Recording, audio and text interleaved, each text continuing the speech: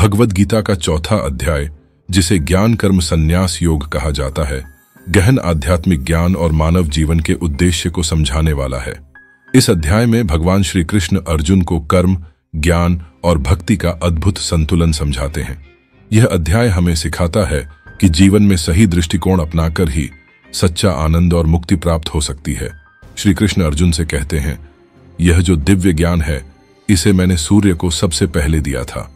इससे यह स्पष्ट होता है कि यह ज्ञान सनातन और शाश्वत है।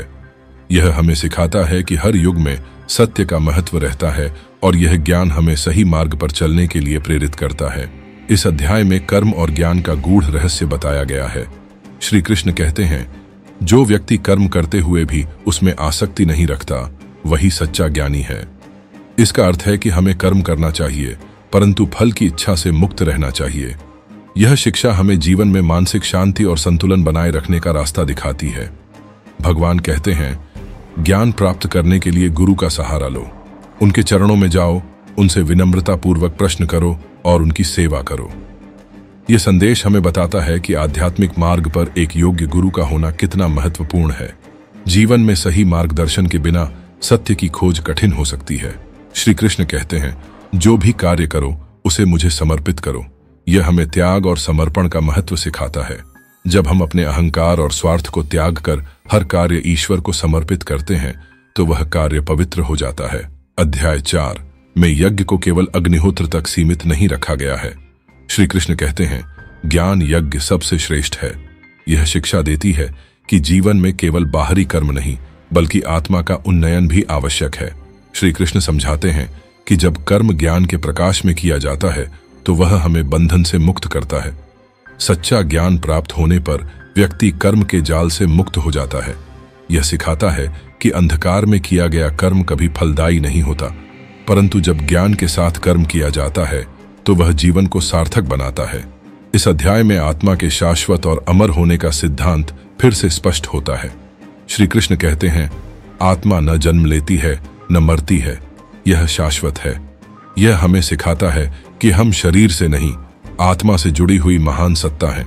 अर्जुन की हर शंका का समाधान देकर श्री कृष्ण यह सिखाते हैं कि जीवन में निडर होकर और निष्कपटता से कार्य करना चाहिए। जब हमारे मन में कोई संदेह होता है, तो हमें उसे दूर करना चाहिए, ताकि हम आत्मविश्वास और दृढ़ निश्चय के साथ आगे बढ़ सकें। श्री कृष्ण कहते हैं, जिस प्रकार विभिन्न नदियां समुद्र में मिलती हैं, वैसे ही सभी धर्म मुझ तक पहुंचते हैं। यह संदेश हमें सिखाता है कि सभी धर्म और पंथ समान हैं। हमें किसी भी भेदभाव से ऊपर उठकर सबके साथ समान व्यवहार करना चाहिए। यह अध्याय हमें अपने कर्तव्यों के प्रति ईमानदार और समर्पित रहने की प्रेरणा देता है। श्री कृष्ण कहते हैं, कर्म करो, परंतु फल की चिंता मत करो। यह शिक्षा जीवन के हर क्षेत्र में प्रासंगिक है, चाहे वह परिवार हो, समाज हो या व्यक्तिगत विकास। भगवद गीता का चौथा अध्याय हमें जीवन जीने की सही कला सिखाता है। यह ज्ञान, कर्म और भक्ति का आदर्श संतुलन प्रस्तुत करता है। यह हमें बताता है कि न केवल बाहरी सफलता, बल्कि आंतरिक शांति और संतोष भी महत्वपूर्ण है। जब हम अपने कर्म ईश्वर को समर्पित करते हैं और अहंकार से मुक्त होकर कार्य करते हैं, तब हम सच्ची मुक्ति का अनुभव कर सकते हैं। तो आइए हम सब इस दिव्य ज्ञान को अपने जीवन में अपनाएं और अपने हर कार्य को भगवान के चरणों में समर्पित करके अपने जीवन को सार्थक बनाएं। यही अध्याय 4 की सच्ची शिक्षा है।